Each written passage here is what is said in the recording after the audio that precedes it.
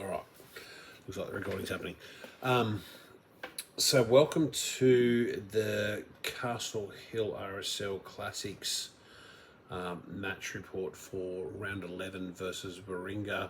I played at Mike Pauley Oval at Warringah, or I think North Kilco. Technically, I'm sure the Warringah boys who will correct me in the comments. Apologies, I haven't really figured out the video still. I can still see that I've got a bit low and you can see my fat chin, but let's be honest, I'm nearly 54 years old. I'm going to have a fat chin, and I'm probably sure I'm not alone. And also, let's be fair, it's also quarter to 11 on the Sunday night, and I haven't looked at this or tested any video or positioning or anything since 2 weeks ago when I did the first video. So you're going to get what you're going to get. We're at the beginning. I'm supposed to be trying to say less, but I just realised I just said about 15. No, I'm also trying to swear less, so I didn't say how many times. Anyway, as he says, again. Match report for round 11 versus Warringah. Last game of the summer. It's been a long summer. It's been a fun summer. A lot of exciting stuff, but I'll do annual reports for each of the grades and competitions that I've played in throughout the year, so we'll do that as a separate thing. But for now, we played today. It was, and I'm just going to flip to my, I've got above me, I've got the scorecards. Next to me, I've got my phone with some notes that I've written, and I'm recording this on the iPad, so it is what it is. I'm not professional. I'm not expecting to be paid. This is just saving me typing crap, to be honest. Look, we started off with patchy rain across the and look out the window as I'm talking to you too, because you can all see out the window at the weather. Patchy rain across the Sydney Basin, really.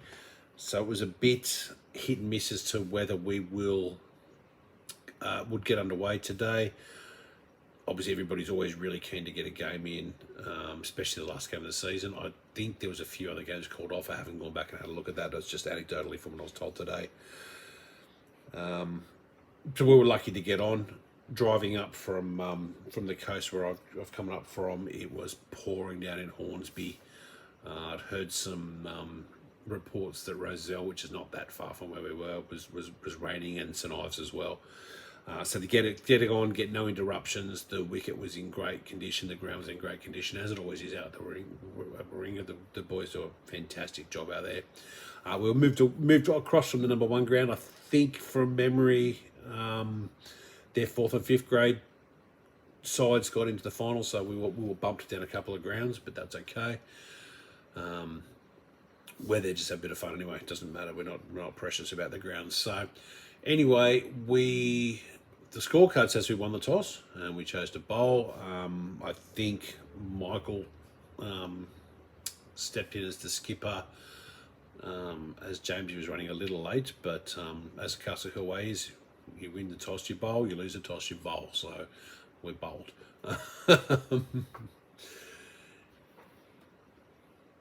JR just goes from strength to strength this year. He's getting better and better. I know he's dropped the Saturday games, and he's looking after his body a lot more, and you can see it. I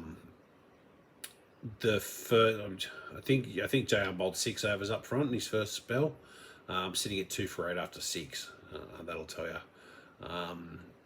2 off the first, 4 off the next one. 1 for 7, so 3 off and a wicket on the thing one, then a maiden, and then a wicket maiden to be 2 for 7 after 5, 2 for 8 after 6. JR's great. He's doing well. He's getting better and better. The pitch suited him. He looks for his length, those sort of things. Tiny opened at the other end, as Tiny does. Some days Tiny takes a bucket of wickets early. I think there was a couple of catches went close and didn't quite fit. But Tiny bowled his first 3 overs from the other end before the skipper switched him around and so brought AB on, who bowled incredibly well. Took a second wicket. So I think JR had a couple early. I'm just looking at the progressive score. They didn't get off to a flyer. 1 for 28 after 6. So JR took his first wicket in the 6 over. But Tiny swung around the other end, being a little expensive in his first 3. The back end was just phenomenal, as Tiny does. Swung around the other end, took a crucial wicket of their number 4 batsman for a duck, got him LBW. We had Mullows today as the umpire, and Mullow is great to for umpiring for LBWs because he nods about 5 minutes before he puts his finger up, so you know you've got the wicket regardless.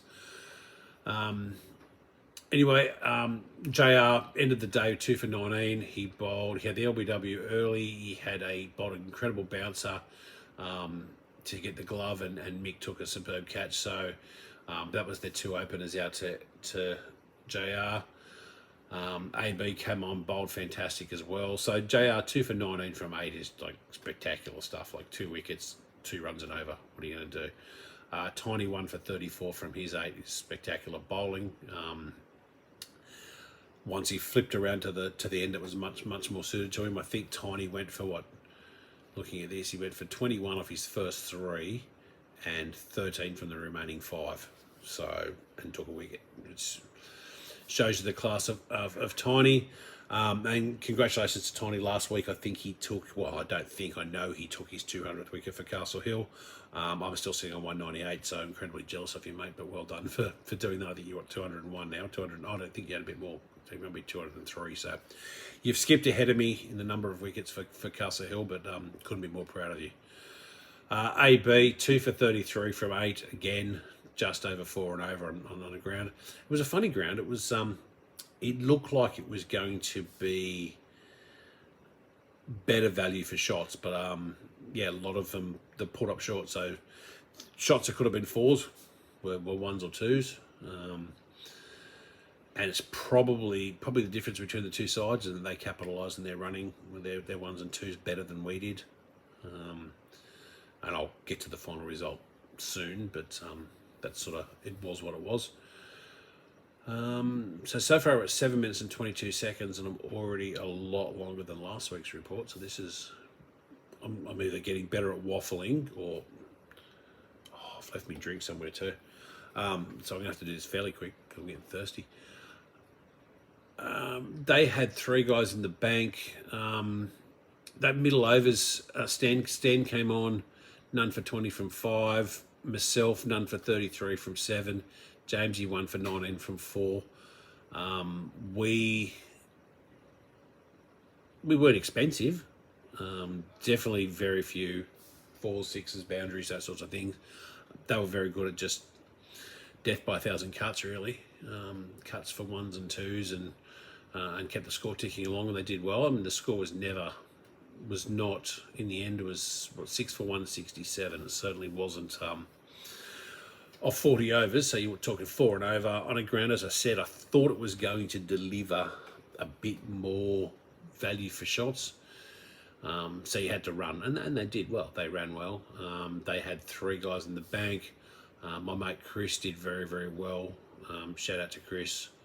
Even though there's a Castle Hill report, I know he's going to watch it. So I had this horrible feeling my match reports are going to go from back in the day, me just reporting on how I went, to now reporting how my side went, to very soon reporting how both sides went, which is going to get harder and harder. But 3 guys in the bank. Chris batted really, really well. Hit a 6. I was fielding at square leg as he hit it over my head for a very, very good flick 6. It was impressive to watch. So hopefully I get to play with you again for Port Jackson next year, near Chris, and watch you do it for the team that I'm on. So anyway, at the end of the day, 6 for 167 after 40 was absolutely chaseable in my eyes. There was something else I was going to mention about. Oh, that's right. We had Mullow, probably our favourite umpire. I think most of you would agree with that. Mullow and his happy way. We listened to, I think one of their guys got in the bank, and as he was walking off, the new batsman came in, and the batsman said, "Oh, I was bowling at the time." Said this guy's he's swinging it in. He's bowling in swingers. Muller looks at me and then, excuse the swearing, Muller goes, "You bowl fucking in swingers." He goes, "If at anything, you just angle them in." And I went, "Yeah, I agree with you, Muller, but I'm going to take the fact that I've been called a fucking in swinger, so a swing bowler. Let's deal with that." So anyway, on to their innings. Let's fix this scorecard so I can see it. Look, I don't think we were that far out of the game. I'll talk about the ending and the captain's expectations in a minute. But Glenn, who opened, I think, last game, quite capably. Glenn's a fantastic batsman. Opened with Michael, and Glenn scored. He scored 10, but was batting quite well.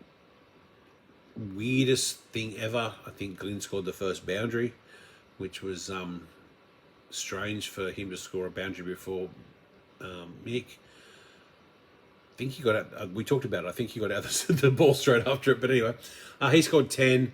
Mick was starting to play well, hit an incredible 6 that went through. Not sure how I describe it to those who weren't there. There's Warringah are putting a new shed in, so they've knocked down the previous change rooms and whatever. So currently there's a bunch of almost shipping container rooms for the change rooms and the toilets and whatever. But there was one that Mick hit a straight 6, it bounced pretty much in the middle. It went straight through the door, bounced in the middle of the floor, put a hole in the glass window, but because there's bars in the window, then bounced back into the room. So there's a photo floating around. It looks like a spider web, but Mick's putting a perfect hole in the middle of the glass window inside the change rooms or inside the shed. It was a cracking 6. Personally, I'm a fan of Mick straight 6s, so when he does destruction, when he does it, everybody is very, very happy. Unfortunately, Mick also didn't quite get to go onto it and got out for 16. So while we started off well, circumspect in the run rate, but we were keeping up with it. We lost Mick and Glenn. Jonathan came out and was batting really, really well again. Didn't quite go on with it, was out for 11. Caught to a great catch. We thought it was going over the guy's head and he was able to get his hands up and catch it. So I'm going to say mid-wicket, but it's, as I said, it's 11 o'clock at night now. My drink's gone missing and I'm trying to sort of get through this, so I may or may not have the facts 100% correct, but I know it was a good catch. Our shining hopes, obviously, then are Nectar and Stan, who come in and they both batted great, as they always do. Would have been nice to have one of the early guys in the bank. Again, 10, 16, 11, so the start's happening. Nectar got to 25 by his own admission. Not a great shot. Tried to sweep play across the line for one that he should have played straight for, but 25, he was so close to the bank. Stan got in the bank on 31 and gave us that opportunity that we could hopefully then sort of start to go at the back end. Brent, surprisingly, he's only got 9. I thought Brent played better than that. There was a 4. I thought there was a 6 nip. There's only a 4 according to the score sheet. So Brent was starting to look good, but again, another guy didn't go on with it.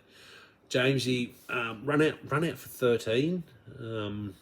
He was in there with Stan. I could see like a good partnership happening at that point. But obviously the run rate was building. I think it was probably about 10 overs to go at that point where we needed to run a ball, so about 6 and over. So the guys were starting to push it. Jamesy's words were that he hit a little bit harder. He was looking for a drop and run, but he's hit just a bit harder than he expected to, and the bowls come across and was able to get it and run him out. Tony was out for 1 in the pursuit of quick runs. JR, fast becoming my favourite cricketer.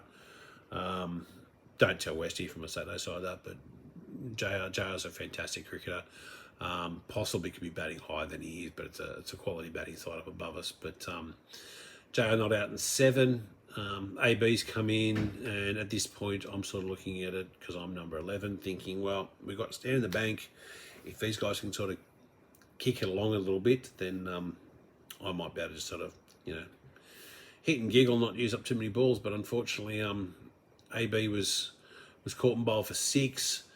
I've come in. I came in. I think it was the first ball of the last over. So I've come in needing 30 off 5 balls. I know the skipper had high hopes for me hitting 5 6s in a row, but yeah, I don't bat a lot. I don't practice a lot, so it's been a while since I've hit a 6. So my goal was to play straight. I got 300 out of 5 balls. I won't complain about that. I was playing straight. I managed to hit a couple. So yeah, it was a good day. But at the end of the day, we pulled up at 8 for 141, which what I say we were chasing 167. So you guys can do the maths. It's 20 odd runs short, 25 runs short. So we did well. We tried hard. This is side. I think this side, the Ringer side, came in at 3rd this year, 2nd or 3rd. I haven't looked at the things. We came in, 5th, 6th maybe, so we're a bit down behind them. They're a very, very fit side. They're a great bunch of guys. We had a really, really good day. It was good to have some beers with them after the game and catch up with them. And, you know, last game for the year. So, yeah, I think we did really well. Had a good time. I won't drag this on. It's probably the end of this report. I'm going to continue to refine this over the winter seasons as I play last man stands, a bit of LMS. I'm not sure how many games I'll play. The body needs a bit of a rest. It's been a good year, but I'll talk about that. I'll do match reports probably for the teams I've played, and I might even do a wrap up of my season. Just because I'm a show pony and I like talking about myself. Anyway, we've hit 17 minutes. So, put a few ads in. It's a half-hour program. I should be on Voxtel next week. It's been good to see you all. I've watched enough YouTube videos now, and if you've got to this point just still listening to me, then you've got fucking problems. Like and subscribe. So anything new I put up, you'll get notified for. I don't know. Let's see where this goes. Hoping I might be able to commentate some games for the Castle Hill through Frogbox. It depends on how I can balance my playing time with my new media interest, let's say. But we'll talk about that later. Thanks, guys. See ya. Oh, comment. I like comments, yeah?